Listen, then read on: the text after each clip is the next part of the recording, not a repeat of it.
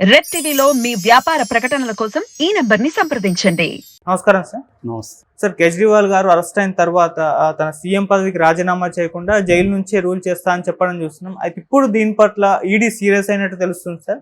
మరి ED further గా ఏం చేయొచ్చు అంటారు? మరి కేజ్రీవాల్ గారి పదవి ఉంటుందా, ఊడిపోతుందా సార్? మామూలుగా ఇప్పటి వరకు సీఎంలుగా ఉన్నప్పుడు అరెస్ట్ అయిన వాళ్ళందరూ కూడా రిజైన్ చేసేసి వెళ్ళినారు. మొన్ననే మనం హేమంత్ సోరెన్ చూసాము. అతన్ని తీసుకెళ్లారు, రాజ్భవన్కి తీసుకెళ్ళి ఈడీ అక్కడ రిజైన్ చేసి వేరే వాళ్ళు తన ప్లేస్లో నియమించినాక ఆయన వెళ్ళారు. ఆ ప్రొవిజన్ ఉంది. అయితే కేజ్రీవాల్ అలా చేయట్లేదు. మేబీ కేజ్రీవాల్ ముందు నుంచి కూడా మనం చూస్తే దాదాపు 9 సార్లు ఆయనకు ఈడీ నోటీసులు ఇచ్చినా కూడా ఆయన ఈడీ విచారణకు వెళ్ళలేదు.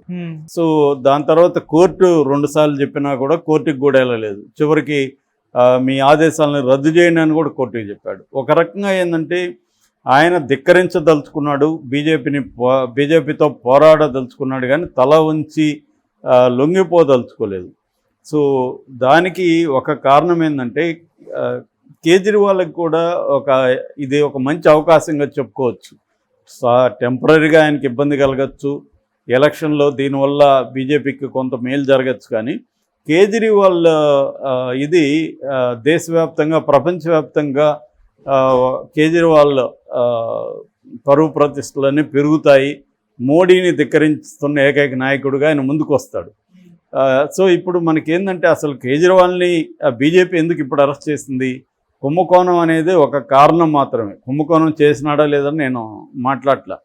చేసి ఉండొచ్చు, లేదు, అది వేరే విషయం. ఎందుకంటే కుంభకోణాలు అనేక చేసిన వాళ్ళందరూ కూడా బీజేపీలో ఉన్నారు. ఫర్ ఎగ్జాంపుల్ మహారాష్ట్ర మాజీ సీఎం అశోక్ చవాన్, ఆయన ఆదర్శ్ కుంభకోణంలో ఉన్నాడు. ఆయన కానీ బీజేపీలో చేరకపోయి ఉంటాయి. బీజేపీలో చేరగానే ఆయనకి రాజ్యసభ ఇచ్చారు. ఇప్పుడు కేజ్రీవాల్ కూడా ఎన్డీఏలో చేరుంటే ఇది అరెస్ట్ అవుతుందా? అందరూ చిన్నపిల్లడిని అడిగినా చెప్తారు. కేజ్రీవాల్ కానీ ఎన్డీఏలో చేరితే అరెస్ట్ అయ్యే ఛాన్సే లేదు. కాబట్టి ఏంటంటే క్లియర్గా కుంభకోణాలు చేశారా లేదా పక్కన పెడితే, కుంభకోణాలు చేసే వాళ్ళందరి మీద బీజేపీ కేసులు పెట్టట్లేదు, తనకు వ్యతిరేకంగా ఉన్న వాళ్ళ మీద మాత్రమే పెడుతుంది అనేది కూడా అందరికీ తెలుసు. అదేమీ రహస్యం కాదు. సో దీన్ని కేజ్రీవాల్ ఏం చేయదలుచుకున్నాడు అంటే ధిక్కరించదలుచుకున్నాడు.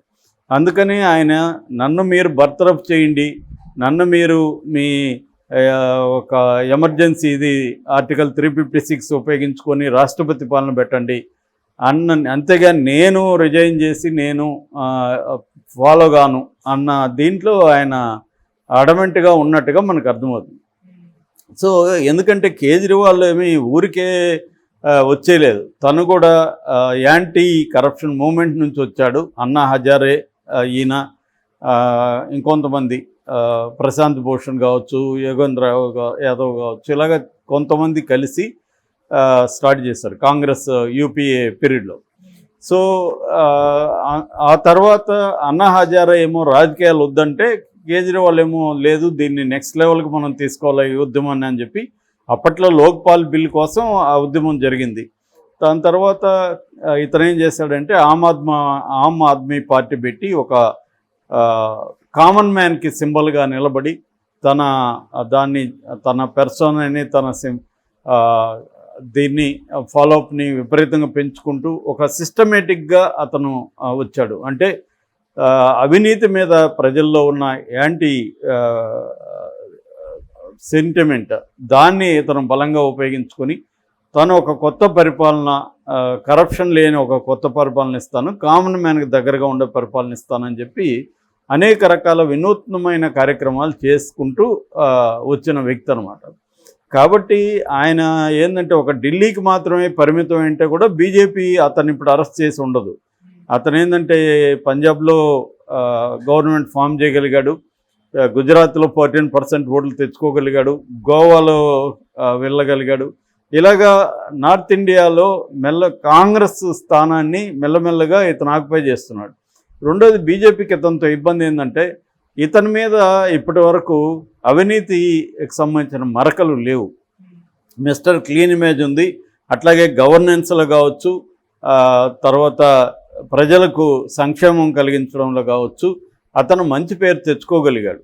అందుకనే 70లో 62 సీట్లు అతను తెచ్చుకున్నాడు. అంత బంపర్ మెజార్టీ వచ్చింది. సో అందుకని ఇతన్ని దెబ్బ కొట్టాలంటే ఇతనికి అవినీతి మరక అంటించాలి, ఇతన్ని కూడా అవినీతి పరుడని చెప్పాలి అనేది బీజేపీకి ఉన్న ఒక ప్లాన్. దీన్ని ధిక్కరించడం ద్వారా నేను అవినీతి చేయలేదు, నేను ప్రజల కోసమే ఉన్నాను, జైలుకి వెళ్ళినా కూడా నేను ప్రజల కోసమే ఉంటాను అన్న ఒక నెరేటివ్ని కేజ్రీవాల్ బలంగా జనంలోకి తీసుకెళ్ళదలుచుకున్నాడు. సో దానివల్ల ఏమైందంటే నిన్న అతను ఇప్పుడు 21 నుంచి 28వ తేదీ వరకు ఈడీ కస్టడీలో ఉంటాడు. సో ఈడీ కస్టడీలో ఉన్నా కూడా నేను సీఎంఏ, ఎందుకంటే టెక్నికల్గా చూసుకున్నప్పుడు ఆయన చెప్పింది కరెక్టే. ఏ రాజ్యాంగంలో ఎక్కడా కూడా అరెస్ట్ అయినాక ఆయన సీఎం పదవి నుంచి దిగిపోవాలని లేదు. ఎందుకు లేదు అంటే ఆయనకి శిక్ష పడాలి, 2 ఏళ్ళు శిక్ష పడితే కానీ అనర్హుడిగా ప్రకటించలేరు రాజకీయాల్లో పోటీ చేయడానికి. ఆయనకి శిక్ష పడలే, కన్విక్ట్ కాదు ఆయన, ఓన్లీ అతను నేరము ఆపాదించబడినవాడే. ఇప్పటికి కూడా అతను ఈ కరప్షన్లో ఉన్నట్టు ఏ రకమైన ఆధారాలు లేవు, ఓన్లీ వాంగ్మూలాలు మాత్రం ఉన్నాయి ఈడీ దగ్గర. ఆ వాంగ్మూలాలు కూడా కొట్టి చాలామందిని వాంగ్మూలాలు తీసుకున్నారన్న ఆరోపణలు ఉన్నాయి. అట్లాగే మొన్న శరత్ చంద్రారెడ్డి, మన అరబిందో ఫార్మా, ఆయన ఈడీ అరెస్ట్ చేసినప్పుడు 5 కోట్లు ఫండ్ ఇచ్చినట్టుగాను, అప్రూవర్గా మారినాక 30 కోట్లు ఫండ్ ఇచ్చినట్టుగాను ఇప్పుడు ఎలక్ట్రల్ బాండ్లో కూడా బయటపడింది. అంటే క్లియర్గా బీజేపీ కొంతమందిని రకరకాల రూపాల్లో ప్రెజర్ చేసి వాళ్ళని అప్రూవర్గా మార్చుకొని ఆ అప్రూవర్ల వాంగ్మూలాలను బేస్ చేసుకొని కవితను గాను కేజ్రీవాల్ని కానీ అరెస్ట్ చేసింది. అంతేగాని ఏ రకమైన ఆధారాలు ఇప్పటివరకు చూపించలేదు. నిన్న కపిల్ సిబాల్ కూడా సుప్రీంకోర్టులో ఈ వాదన చేశాడు. ఏ రకమైన ఆధారాలు వాళ్ళ దగ్గర లేదు, మనీ ట్రయల్ లేదు, ఏమీ లేదు. ఇప్పుడు చంద్రబాబు విషయంలో కూడా అందరూ ఏమి ఆర్గ్యూ చేశారు, మనీ ట్రయల్ లేదు. మాట్లాడితే లోకేష్ ఏమంటాడు, డబ్బులు ఎక్కడ ఉన్నాయి, డబ్బులు తినేశాడు అని చెప్తున్నారు, ఆ డబ్బులు ఎక్కడ ఉన్నాయి అని అడుగుతున్నారు. సేమ్ ఇదే, దీంట్లో కూడా ఏమి లేదు, వాంగ్మూలాలు బేస్ చేసుకొని అరెస్టులు తప్ప ఇంకేమీ లేదు. సో అందుకని కేజ్రీవాల్ ఏంటంటే దీన్ని ఎదుర్కోవడం ద్వారా తనకు ఒక ఇమేజ్ క్రియేషన్ అనేది స్టార్ట్ అయింది. సో నిన్న ఏం చేశాడంటే జైల్లో నుంచే అక్కడ నీటిపారుదల శాఖ మంత్రి అతీషి మర్లేని ఆమెకి ఒక నోటు పంపించాడు. ఆ నోట్లో ఏముందంటే ఇప్పుడు ఎండాకాలం మొదలైంది, ఢిల్లీలో నీటి ఎద్దడి ఉంది, అట్లాగే సీవేజ్ పారిశుద్ధ కార్యక్రమాలు చేయాల్సి ఉంది, అందుకని మీరు ఎటు పరిస్థితుల్లో కూడా నెగ్లెక్ట్ చేయొద్దు, సీఎం నేను బయట లేదు కాబట్టి ఆగిపోకూడదు, మీరు వాటర్ ట్యాంకర్స్తో తీసుకొని నీళ్లు సరఫరా చేయండి జనాలకి, అట్లాగే సీవేజ్ అంతా కూడా క్లీనింగ్ ఆ కార్యక్రమాలు కంటిన్యూ చేయండి, నేను జైల్లో ఉన్నప్పటికీ నేను దేశం కోసమే పనిచేస్తాను, నా ప్రజల కోసమే పనిచేస్తాను, అట్లాగే ఇది ప్రపంచవ్యాప్తంగా దేశ విచ్ఛిన్నకర శక్తులు విజృంభిస్తున్నాయి, దానికి వ్యతిరేకంగా మనం పోరాడాలి అనే పిలుపు కూడా ఇచ్చాడు. అంటే బీజేపీ భాషలోనే ఎదుర్కొనే వాళ్ళల్లో కేజ్రీవాల్ ముందుంటాడు. కేజ్రీవాల్ బీజేపీ భాష మాట్లాడతాడు, హిందుత్వ భాష మాట్లాడతాడు. చాలామంది బీజేపీకి బీ టీమ్ అని కూడా అంటారు ఆయన హిందుత్వ విషయంలో. ఆయన ఆ విషయంలో కూడా స్ట్రాంగ్గా బీజేపీకి పోటీ ఇస్తున్నాడు మోడీకి. అట్లాగే పర్సనల్గా కల్ట్ని పెంచుకోవడం, అంటే మోడీ ఎలాగైతే తన చుట్టూ ఒక కల్ట్ని అంటే బ్రాండ్ని, మోడీ బ్రాండ్ అనేది ఎట్లా పెంచుకుంటూ వస్తున్నాడు ఈ 10 ఏళ్ళుగా, కేజ్రీవాల్ కూడా ఒక రకమైన ఆయన చుట్టూ ఉన్న బ్రాండ్ని పెంచుకుంటూ వస్తున్నాడు. అది కూడా మోడీకి ఇబ్బంది. మోడీకి ఇంకెవరు ఈక్వల్గా లేరు దేశంలో. ఒక బ్రాండ్ అనేది, రాహుల్ గాంధీకి కూడా ఇంత బ్రాండ్ లేదు, ఆయనకి అవినీతి మరకలు ఉన్నాయి, ఆయన ఫ్యామిలీ పరివార్ ఇది ఉంది, భ్రష్టాచారాన్ని చెప్పగలిగిన పరిస్థితి ఉంది. కేజ్రీవాల్కి అది లేదు, వాళ్ళ ఫ్యామిలీ నుంచి ఎవరు రాజకీయాల్లో లేదు. వీళ్ళిద్దరు కూడా ఆయన భార్య ఇద్దరు కూడా సివిల్ సర్వెంట్సే, కానీ ఆమె రాజకీయాల్లో జోక్యం చేసుకోవట్లేదు.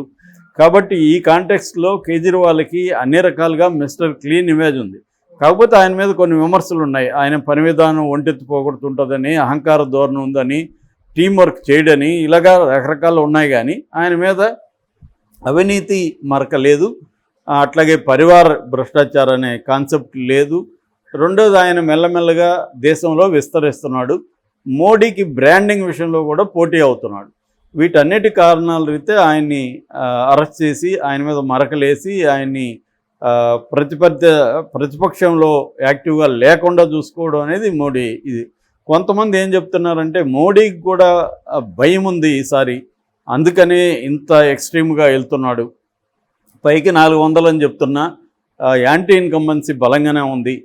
ముఖ్యంగా నిరుద్యోగం పెద్ద ఎత్తున దేశంలో ఉంది.